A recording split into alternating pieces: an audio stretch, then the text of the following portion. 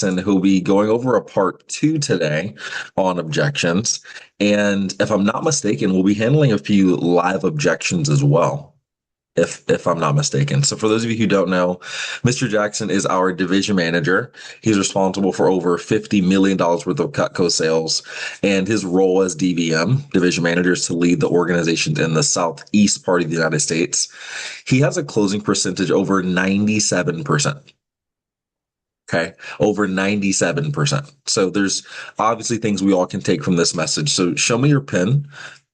Let me know you have a pen ready to take some notes down. All right, sweet. Mr. Jackson, thank you for bringing it today. Thank you for having me.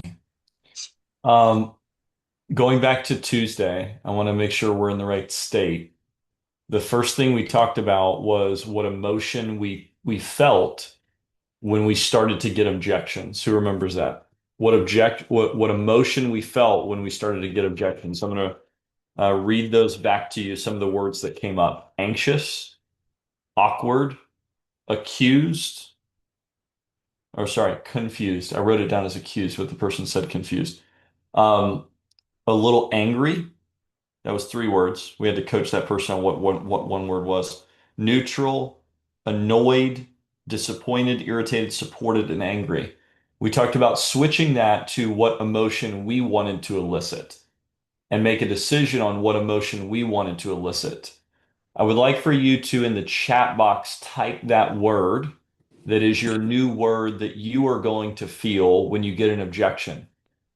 We talked about switching this from a negative to a positive and controlling the way that we felt when we started to deal with those objections, when we were handling those objections. So I'd like for you to type that in the chat box real quick.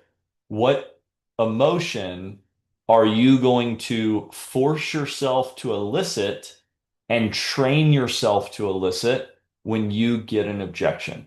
Okay. What is that feeling? And I want to put ourselves in that state as we start today. Okay. So let's work on being in that state, whether it's confident, relieved, motivated, neutral. The word I like is composed. I think that that's a good, hey, when I get an objection, I'm really composed in the way that I'm choosing to handle it. Okay.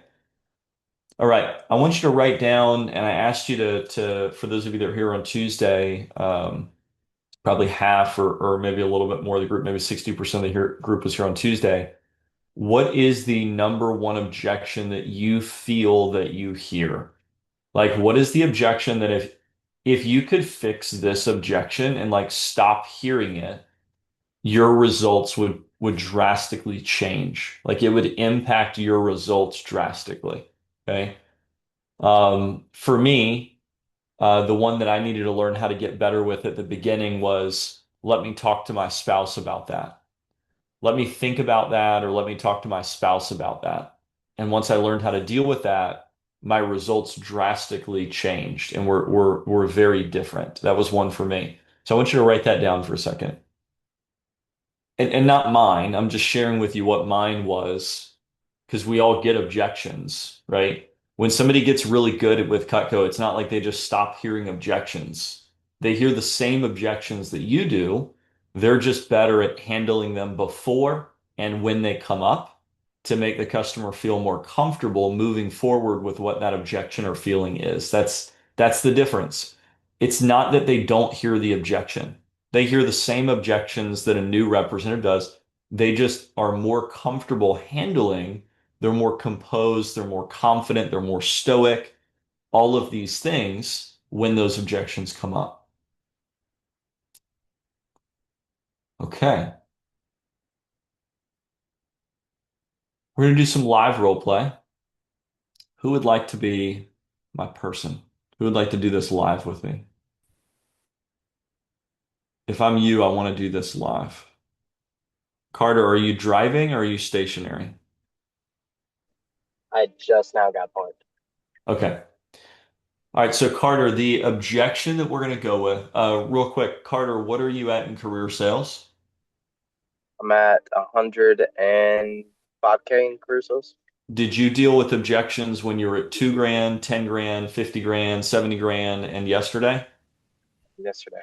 You're going to continue dealing with objections really forever, right? It's part of the Right. job. What's the number one objection that you would like to get better at handling? Like if you could handle this one, you would feel like, man, that would be a big move for me and my business. Price is too high, and when I'm adding stuff on, can I do this later? Okay. When I'm upselling, Okay, pick one of those. can I do this later? Okay. So we're in the mode of the customer has already agreed to purchase and you're trying to add stuff on. Is that right? Right. Okay, so you're trying to increase the size of the order and they're like, this is they're kind of not open to increasing the size of the order at that moment. Is that right? Okay, cool. Just want to make sure I'm speaking to the same way. Let's put a little bit more specific on this. Mm. Let's say that we are closing on a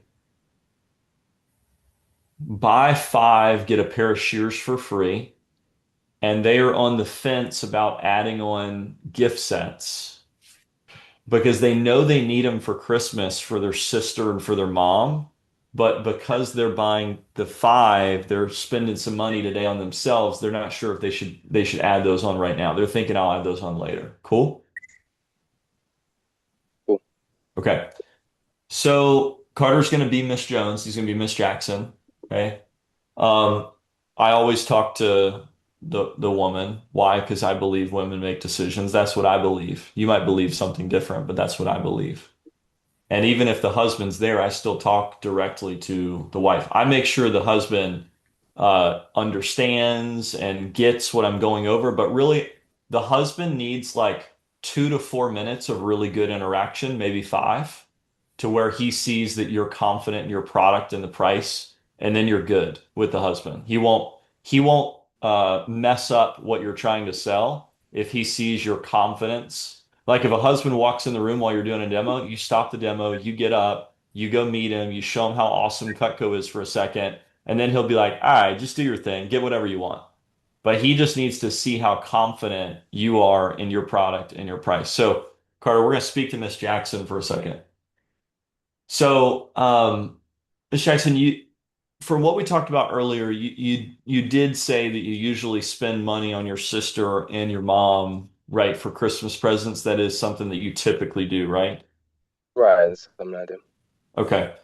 And price range that you're typically spending on them, what is that like for Christmas? Like what do you usually spend like between all the gifts that you give them, whether it's one or four or whatever it is? And each gift individually is anywhere from 150 to 200 at Okay. most, all together, probably about five, Okay, cool. So like between the two of them, you're spending 400 to 500 bucks somewhere in there, somewhere in there ballpark just depending wise. on what you get for them that year. Exactly.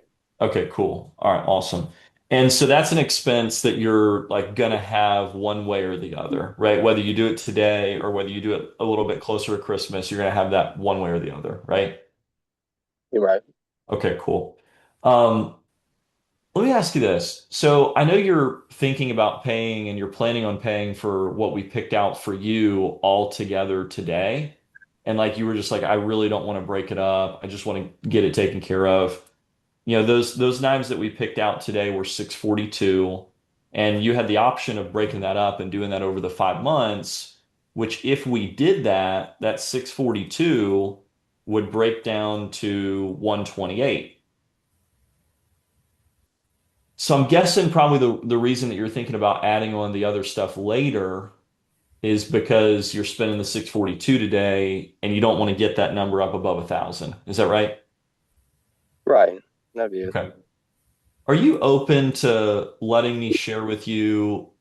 I've had a lot of customers that felt the exact same way that you're feeling right now.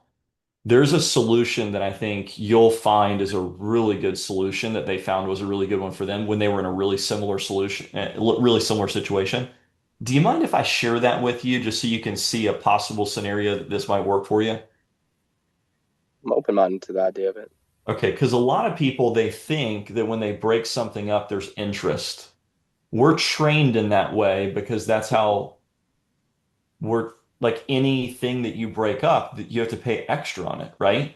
You got to Right. pay extra for your credit card if you don't pay it off at the end of the month. You got to pay extra for like your apartment rent if you don't pay it off. You got to pay extra for your mortgage if there's extra interest. Like we're trained in that way. So a lot of people just kind of like you, when I offer the 5 month investment option, you're like, no, no, no, I'll just pay for it in full because you can. I know you Right. can. I know you can, but there's no reason not to break it up. So let me show you this. By you buying those two gift sets, is there anybody else on your list for Christmas that may like Cutco that you would buy a gift anyway for? Is there anybody else that you would like would appreciate Cutco if they had it? Probably little brother. Your little brother. Okay. And do you spend less or around the same for him? Roughly the same. Roughly the same. Okay. I can't take care of all of the 150, but if we buy the two gift sets, what I can do is I can hook you up with like half that. I can get you something in the like 75, $90 range, something like that. Like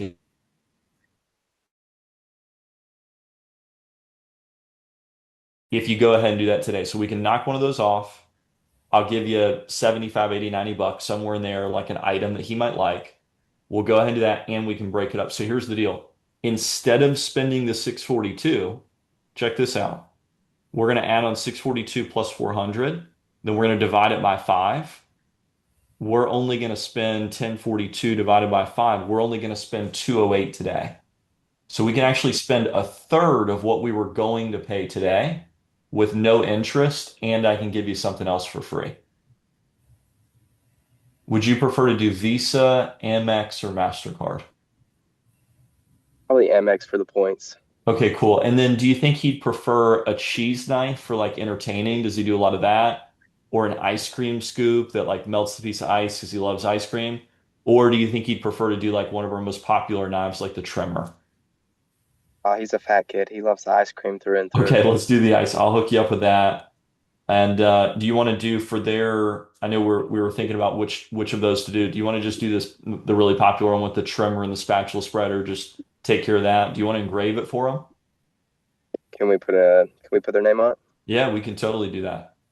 All right, done. Let's do that. Here's the kicker here. Okay.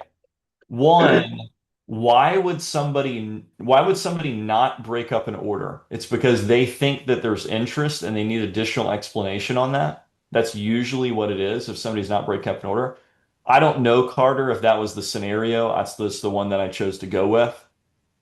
Additionally, I need to solve that problem for them, okay, in their mind to give them the power that they're making a better decision. Okay. My CPO didn't go up that much, but $400 on two gift sets minus an ice cream scoop. I just picked up like another 340, 350 CPO, give or take, somewhere in there. That's a lot easier, Carter, in that 4 or 5 minutes than it is to go book another demo, go to the customer's house, sell another 300, $400 in CPO. I just picked up, what commission do you make, Carter? 45%, right? So Carter makes 45% of $350 in 4 or 5 minutes. If he's able to get better with this activity, 350 times 0.45, he just picked up another 157 at the end of his demo. $157 in commission, right? In 4 or 5 minutes. $157 divided by 4. I don't know how long that took. It was probably about 4 or 5 minutes. That's $39 a minute. It's worth $40 a minute. If he can get better with this skill, he would have made another $40 a minute. But here's the deal. Because you're there, upselling is an opportunity, right? Like what he's talking about. Because you're already there, because they've already said yes, they're in yes mode. So if we can get better with that skill set, that can be really helpful. Carter, is that helpful?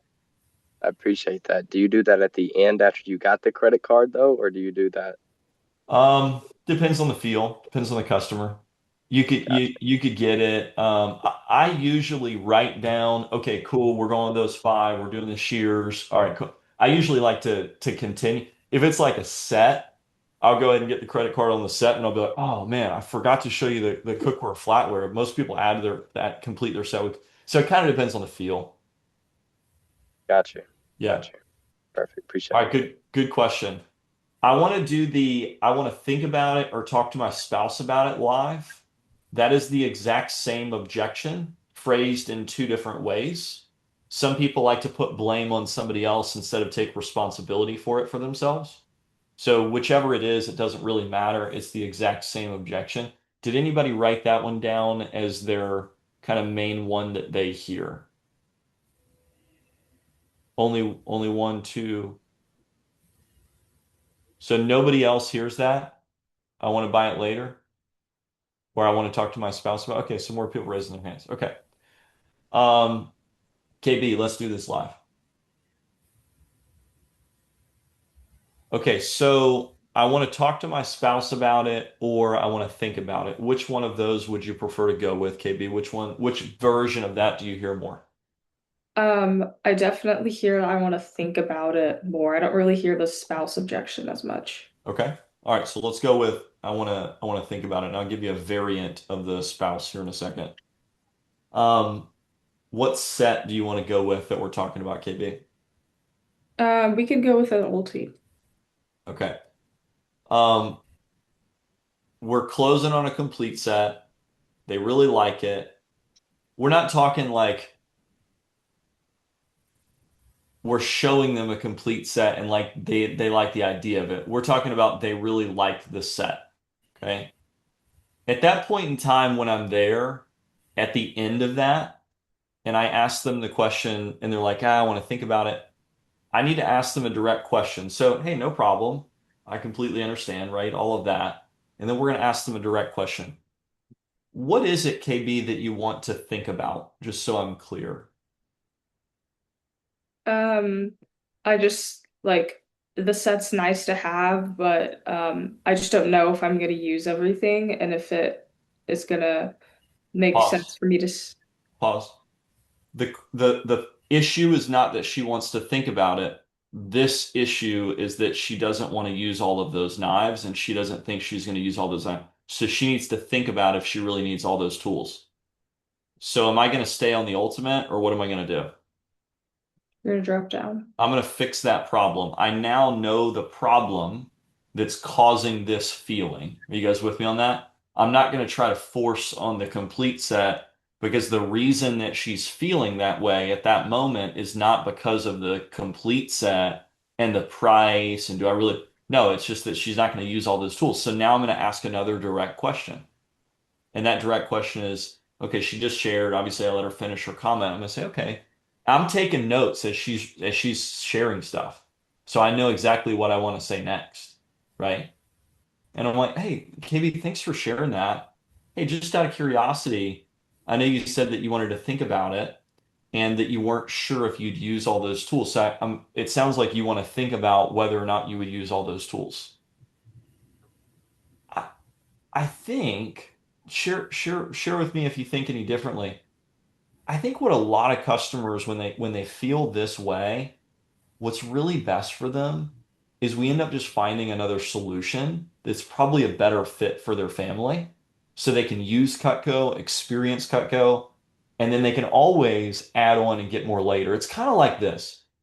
KB, I know you have a son, and I know your son is a junior. You shared with me earlier. Is he in the midst of thinking about going to college next year? Yeah. Okay, cool. And what's his number one choice? Do you have an idea of like where he'd really like to go? Yeah, he Mm, would like to go to Harvard. he'd like to go to Harvard. Okay. Has he applied yet? Yeah. He has really good grades, so that's a school that you think he's got a shot he can get into. Yeah. Obviously, not an easy one to get into. What if he doesn't, though? I'm not saying he won't, but what if he doesn't? Have you played that out in your mind as a mom, like how you're going to work through that? Yeah. I'm assuming the answer is probably not going to be, tell me if I'm wrong. I'm assuming the answer is probably not going to be, hey, son, you didn't get into Harvard. You're not going to college. Yeah, no, no. Are you going to let him go to like another school? Or is it like, hey, son, you didn't get into the best school, so we're not doing it? Well, yeah, he would definitely go to another school. That's why I think it's probably bet like this complete set is a great option. It's awesome. It's the best set that we have. And it's not best for everyone. That's why there's so many different schools, and that's why we have so many different options of Cutco. So let's find an option that's great for your family that y'all are going to use every single day because Harvard is not for everyone. And this Cutco set, this complete set's not for everyone either. Now, let's work through that a little bit. Which tools in this set do you think you'd never use over the next 30, 40, 50 years? Um, Like the cleaver, do you think they'd use that a lot? no, not the cleaver, the boning Okay. knife, Cleaver, the boning knife, any others? the 4-inch paring knife. 4-inch paring, okay. So you just need one paring knife. Yeah, Okay. Any others? that's about it. Would you use that salmon knife? Sometimes. Okay, sometimes you don't like salmon knife. Okay. All right, perfect. I think you're really gonna like our family set. Our family set takes out a few of those tools that are like what we view as like the gourmet knives that you might not use as much. It's going to have all the basic tools as one paring knife. You still get the hearty slicer, the petite santoku, the cheese knife, and you still get the shears in the set. Let me show you what that looks like. This still comes with 3 cutting boards. Now you've got this option. Looking at it, do you really like those steak knives that come in the complete set, or do you prefer the table knives? Which of those do you prefer? I like the steak knives. Okay, let's talk about this one a little bit. And then I go into pricing on that one, right? If I just drop down to the signature set, guys, what most reps do is they just drop down to the signature set. The customer's not in the right frame of mind to understand why they should buy today. I need to cover the solution and I need to change their perspective a bit before I show them the next set. Do you guys understand that? Otherwise, I'm going to keep hearing the same objection over and over unless I work with them on the mental side and give them the ownership that they have the ability to make that decision today. Okay? I need to give them the power of that. I really like the objection of I need to talk to my spouse about it because I honestly think it's a joke.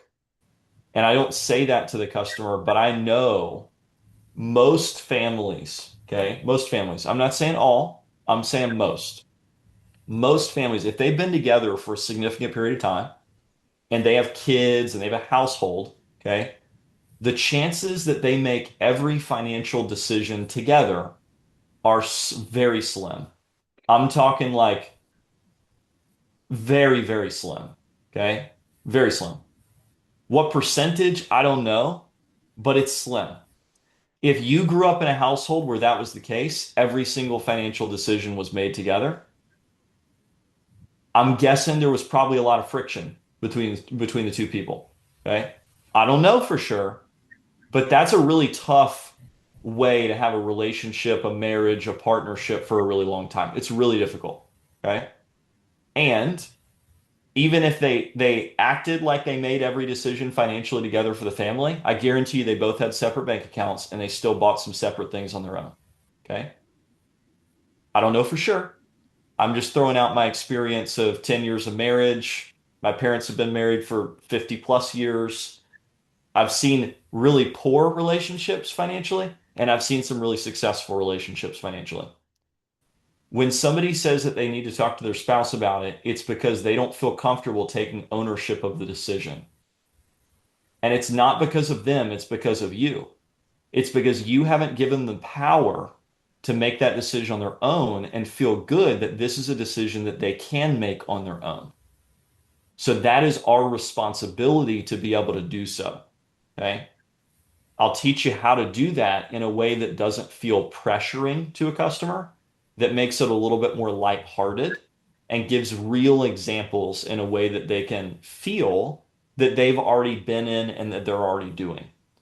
All we want to do is we want to give the person the power to make the decision. They already have it. We just need to make them aware that they have that power and that I need to talk to my spouse about it isn't really going to work with us because we're going to be a little bit more direct with them.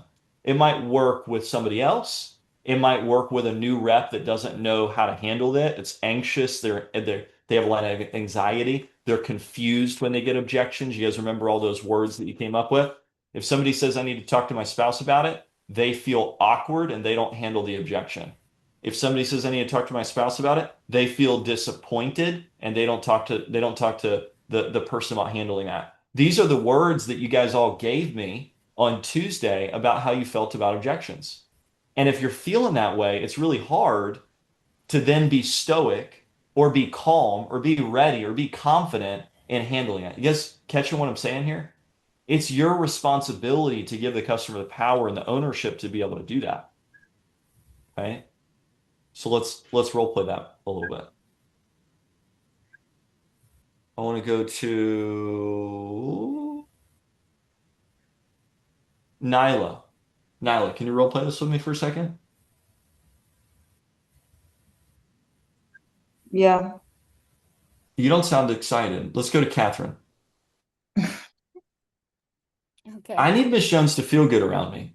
If she wasn't excited, I'd say, "Hey, Jenny, I can leave. I can leave if you want me to. I can go next door. You want me to?" And then she laughs and we have fun about it. I'm just messing with you, Nyla, but I need you to be excited. Catherine, can you role play with me? Okay. So we're closing on a blank set. Let's say at this moment we've dropped down to the galley. Okay. Ira closed a galley yesterday after dropping down for a few.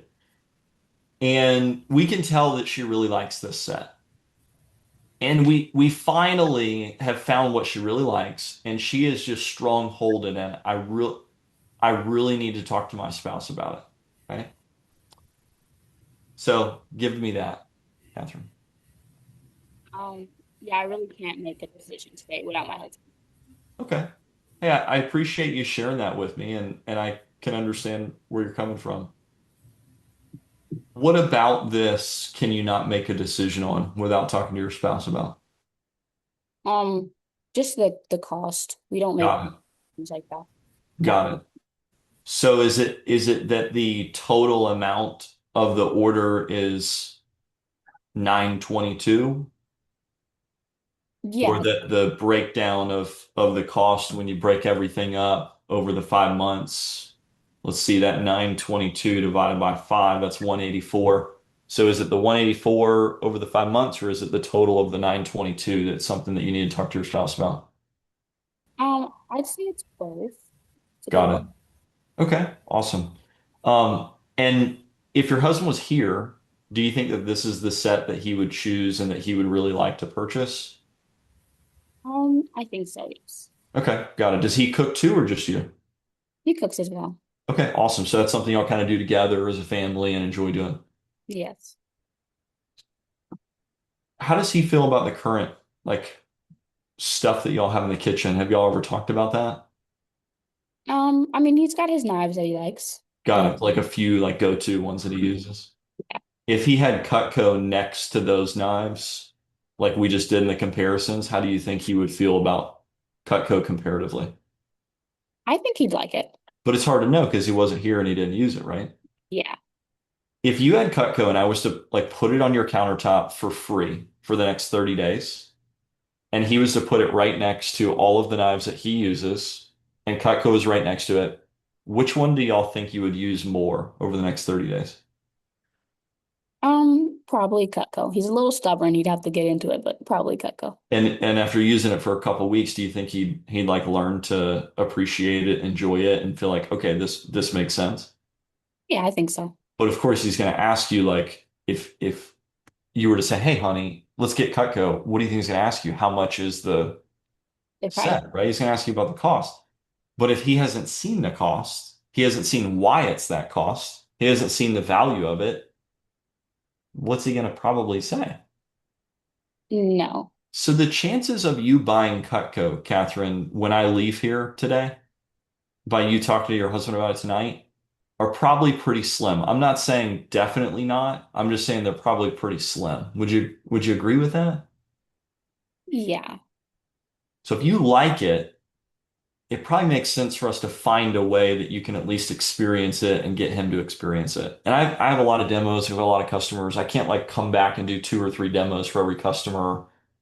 Here's a situation that a lot of customers feel the exact same way that you're feeling right now. Let me show you a solution a lot of them found was a really good one for them. I like to put this in this perspective. When you go to the grocery store, do you like pick everything up? When you go to the grocery store, do you buy online and then they ship it to you, or like you go pick it up? How do you do the grocery store? You go pick out everything? How do you do that experience? I like to do it online and just have them ship it. Okay, cool. And so who do you get it shipped from? Do you do like Amazon Whole Foods? Do you do like who do you do it from? Like Walmart. Walmart. Okay, so you do like some ship like delivery service that brings it to you. You buy it on Walmart's website. When you do that, do you like screenshot it and then send it to your husband and say, "Hey, honey, is this okay?" Or do you just like have your credit card on your phone and you just like click it and just go get it? Like how does that work? It depends on who's paying for it that day, but yeah, usually I just get it. Okay, got it. So, but it's not something that you like ask him for permission on. It's just something you do, right? Yes. And if he's doing it, he's picking out the groceries. Okay, cool. And how much, like you have three kids, how much do y'all usually spend at the grocery store, like for the groceries for the week? Probably like 250, 300. Okay. But you're totally good spending the 250, 300 bucks on groceries because it's something you gotta have, right? How about this? I will give you 20% off the set today. We'll take that 184 down about 35, 36 bucks. It'll be less than 150, which is 100 to $150 less than you spend at the grocery store. You probably spent 150 bucks on lunches and dinners randomly without even thinking about it throughout the month. You try it out for the next 30 days. Make sure you like it. Make sure your husband likes it. You can tell him you hustled me when you tell him about the price. I don't think you're going to really feel 150 bucks. I mean, in reality, if the groceries got stolen from your car or from your front doorstep before you got the groceries, I think that you would probably go get another set of groceries for 150, 200, 250 bucks, wouldn't you? Yeah, You want to do Visa, Amex, or MasterCard? Visa. Let's do this. Let's do this. Like you got to give them something that it's like they're already doing this. They're already making this decision, right? You got to make them feel comfortable that they have the power to do that. Okay. And if it's a relaxed type of uh you've built a really good relationship, it's like super relaxed and that type of deal. Like sometimes literally she'll be like, I need to talk to my husband. I'm like, come on, Jenny. What's really I'm not joking. I'll do this if I have a good rapport built with them. I'm like, Jenny, come on, tell me the truth. I mean, if you want a pair of shoes, you don't call your husband. You just go get the shoes, right? So what's up? Like, do you not like this set? Like, what's going? I am very direct with people. If I have a good relationship built with them, I can do this. What I just taught you is a little bit more reserved. It's a little bit more process driven. But it's the same idea of like I get there and the customer's like, "Hey, Ben, I really need the fast version. I gotta go. I gotta go pick up my son." I'm like, "Perfect. You want the fast version? Okay, cool. Grab your credit card. I'll write you up for the most popular set." She's like, "What?" I'm like, "You said you want the fast version. Everybody buys, Jenny." And I'm not kidding. This is what I do. I just match their energy. But they have to see that I am the one that is going to move the presentation in the direction that I want it to go. I'm not saying that I don't adapt, right? There are situations that we have to adapt, but my mannerisms, did you hear my voice inflections and my tonality all change when I just matched that customer? My tonality, my voice inflections, my body language, my mannerisms are all dependent upon the situation of the customer. And learning how to control and dictate and move that is a skill that we acquire as we learn how to be a closer. Because there's a difference between a presenter and a closer. Okay. Closers deal with objections. Closers have a high average order. They have a high closing percentage. Okay. There's a big difference between those two things. I'm going to pause there. We'll do some more of this as we go through the summer. Was this helpful for you? Thumbs up. Okay. Um, I want you to really think about that framing of your mindset as you go into demos, as you think about how you handle objections. That word, that calmness, that relief, that confidence, that stoic, whatever words you picked, you've got to get yourself in that state as you get ready to go into your demo, as you get ready to deal with objections, because we're going to have them. And you got to remind yourself of that, okay? Because this is going to come up consistently in different ways. And how we learn how to handle objections is ultimately going to dictate your results with the job. So Ron, back to you. Let's jump on the phone. Absolute masterclass from the Ben Jackson.